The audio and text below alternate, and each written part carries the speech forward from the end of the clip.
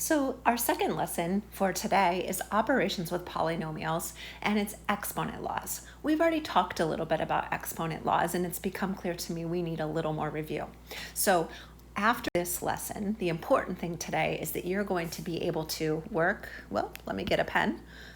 So you're going to be able to work with exponents using exponent laws. These are things that you learned last year, you'll need to have in working memory, so some of you will need to review more than others. So here we go, some vocabulary again, starting off with vocabulary. A power is a product of repeated factors, okay? So repeated factors is your power.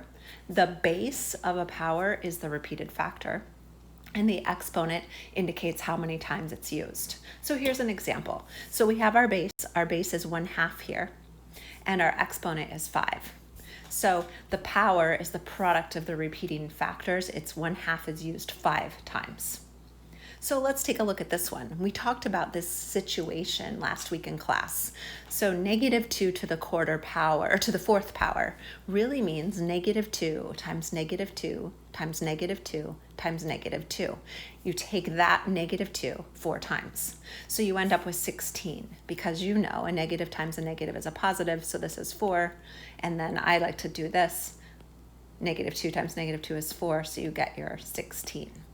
That is different than this one. And we did talk about this in class, that this means you first take 2 to the fourth power, and then you throw the negative sign on. What this really is saying is -1 times 2 to the fourth. And again, if you can nail this concept in 8th grade, it will help you all the way through math. So the answer is -16.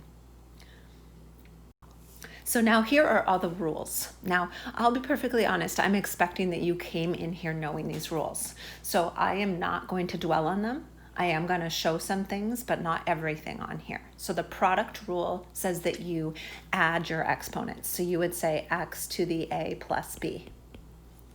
The power rule is that you multiply exponents. So this is x to the a times b. The quotient rule is that you subtract exponents. So this is x to the a minus b. And the negative exponent rule, anytime you have a negative exponent, you get 1 over x to the a. Now the 0 exponent rule, I think you guys know pretty well. X to the 0, anything to the 0 power is 1. So now here are some problems from this. So you have a chance to apply these. So again, people at home, pause your video, try it on your own. People in the class will pause it, we'll get some answers. I'll take away the rules and make it just big for us. So h to the 2 times h to the 6. You use your adding exponents rule. They have the same base, so you end up with h to the 8. Here, I love this one because you have to know you need to put your 1, and you need to know that you multiply your coefficients. So you multiply -2 times 7, and you get -14. And now you add your exponents. So I'm going to switch to a new color. 2 times 3 gives me 5. So I would have a to the 5th power.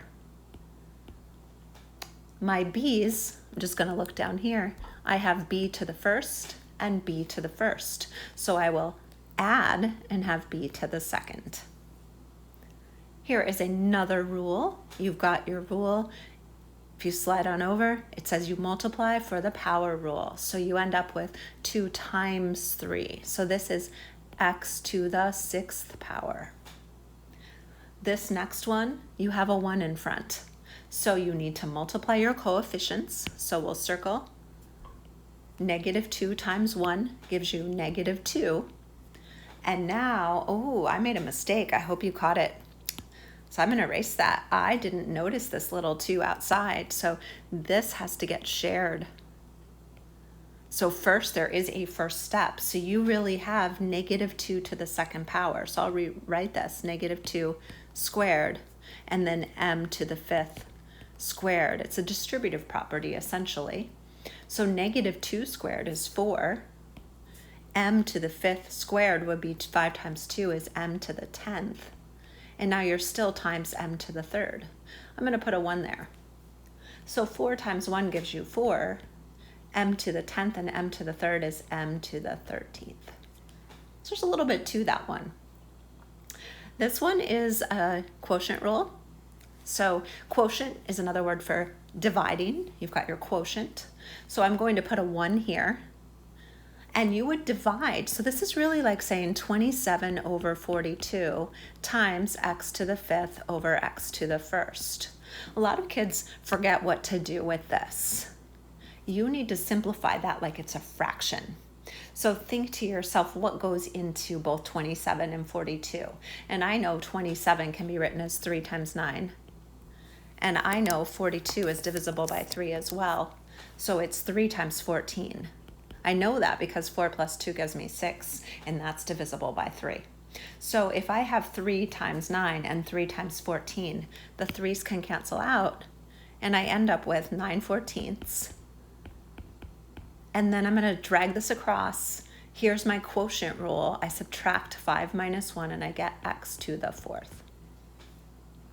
Now I end up with another situation where I have a power rule. So I need to multiply this. So I have y to the 4th over y to the 4th after that one step. Using the quotient rule, that turns into y to the 4 minus 4, or y to the 0. Okay, now our last examples on this page are coming up. So you end up with negative 5x to the negative 2. So keep in mind, this is the same thing as saying negative 5 times x to the negative 2. Keep in mind, that's the same thing as saying negative 5 times anything to the negative power is the same as 1 over x to the positive power. And you could rewrite this as negative 5 over x squared. Some kids will not need to show these middle steps. This next problem is 4 over 8. That's just a fraction. So again, you would say to yourself, 4/8 reduces to 1/2. And go ahead and extend your line. You would subtract your exponents. 2 minus 5 gives you k to the negative 3, which means, oh, I'm not done. I can't leave a negative exponent. So this is 1 over 2, 1/2. K to the negative 3 becomes k to the 3rd. This one is, you might think it's 1, but this does not say 7x in parentheses. This says 7 times x to the 0. So there's really an imaginary times here. So this is really 7 times 1, or 7. And our last one is similar to our prior example. 4 to the 2nd power, you end up with w to the 8th over w to the 8th. Using your quotient rule, you have w to the 0, or 1. So those are your rules. You should have them memorized. Now we have a chance to talk about in practice. So this will be time where in class we are coming back together. So virtual kids, you should be coming back to class at this point, and we'll be going through it. You could also try this on your own and then come back to class. Again, we're learning this whole virtual and in-class thing. So express in exponential notation. You want to put your parentheses around mentally. You have 1, 2, 3, 4, 5 of them, so you would have negative 3 to the 5th power. Why is negative 4 in parentheses squared not the same as negative 4 squared? We've talked about this. The base here and the first one, the base is negative 4. And the second, the base is 4. Okay, that's probably good enough. Ellie wrote the expression at the right on her paper, explained her mistake. Okay, so she has written this as 3 to the 8th. She has forgotten her x, and she has forgotten what to do with the distributing. So be cautious. You really have 3 to the 4th times x to the 8th. 3 to the 4th is 3 times 3 times 3 times 3, which gives you 81 x to the 8th. The last two get a little trickier, right? With just one exponent. Okay, so this is kind of tricky. You might stare at this for a bit. 3 to the 8th and 4 to the 8th. What do I do? Well, wouldn't it be fair to say that's the same thing as 4 over 3 to the 8th power? They're both raised to the 8th. That's all they're looking for. So I think that's a bit of a trick question. And our last one, simplify 2x to the 3rd and 2x to the 4th. Okay, so here you're distributing. So here I have 2 to the 3rd times x to the 3rd. Here I have 2 to the 4th times x to the 4th. There's a reason I don't turn those right into numbers. 2 to the 3rd is really 8. 2 to the 4th is 16, but I can say that this is 2 to the 7th using my product rule, x to the 7th. And then I can just do that out on my calculator. 2 to the 7th is 128. I find that a little faster than giving the numbers at that point. And our last page takes us through 2 more. So simplify negative 3x to the 3rd. So you remember you distribute negative 3 cubed times x cubed. This does not go into the bottom. You're simply just cubing negative 3. Now, keep in mind, you need a parenthesis here because that whole thing was in parentheses. So you're really taking negative 3 to the 3rd power, which is really negative 3 times negative 3 times negative 3, which is negative 27, x to the 3rd. This one, that negative sign's outside, so you might put a bracket there. And this is really a case of 3 separate problems. You can write this as 3 over 6. Don't get scared that it looks big. You've got x to the 4th over x to the 5th times y to the 7th over y times z to the 9th over 1. So think of each problem by itself. Line up your terms. 3 over 6 reduces to 1/2. X to the 4th over x to the 5th changes to x to the -1. We'll deal with simplifying later.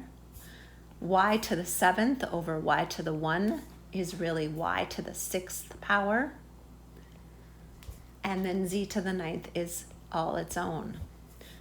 So you are almost done. This looks too big at this point, so we want to put that one line back and take everything on the top and put it on the top, everything on the bottom, put it on the bottom, except for that negative exponent. So 1 over 2, x to the -1 is the same thing as 1 over x to the 1st. So I'm not going to put a 1 on the top. I don't need it. Y to the 6th is on the top, and z to the 9th is on the top. You might choose to get rid of this times sign down here. You might choose to get rid of this exponent of 1, and you might put the 2 and the 1 closer to each other. So you can see there's a lot to exponents. So we will do a little more practice, but that is our lesson.